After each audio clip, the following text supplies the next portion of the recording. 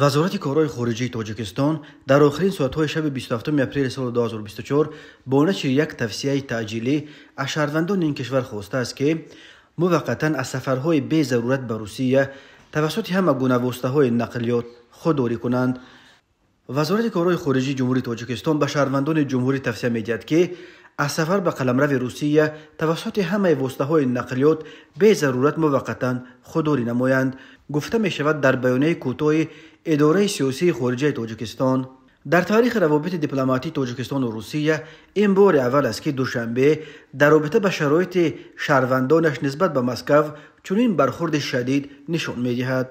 درباره سبب‌های چنین اقدام تا حال یگان شرح رسمی نشر نشده است، ولی کارشناسان بر اینند که این قدم دوشنبه بیانگر خیلی سرد شدن مناسبت‌های بین دو کشور است که در طول بیش از 30 سال نه فقط شریک استراتژیکی بلکه اتفاقچی دانسته می‌شدند.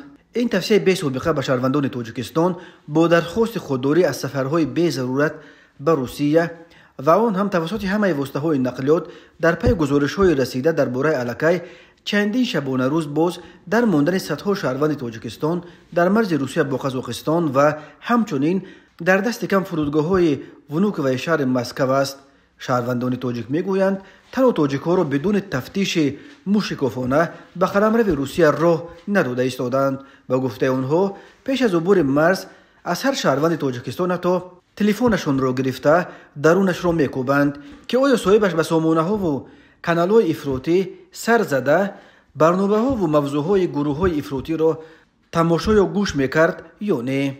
روز 26 اپریل سال 2024 حتی سفیر روسیه در تاجیکستان سیامین گریگوریف را در رابطه با این مسئله به وزارت کارهای خارجه تاجیکستان دعوت کردند.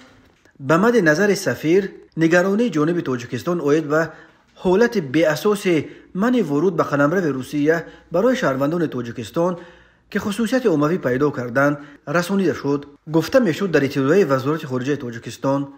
ولی روز 27 اپریل ناظران امور مورد توجه ویژه مقامات روسیه قرار گرفتن شهروندان تاجیکستان را تفتیش‌های موشکافانه ما شهروندان تاجیکستان در مرز روسیه با قزاقستان و همچنین در دست کم فرودگاه‌های ونوک و شهر مسکو روز 22 اپریل سال 2024 درست یک ماه بعد حمله خونین روز 22 مارت در تالار کنسرتوی کراکوس سیتی هال در شهر کراسنogorsk در کنار مسکو که 145 کشته به جا گذاشت جاری گردید.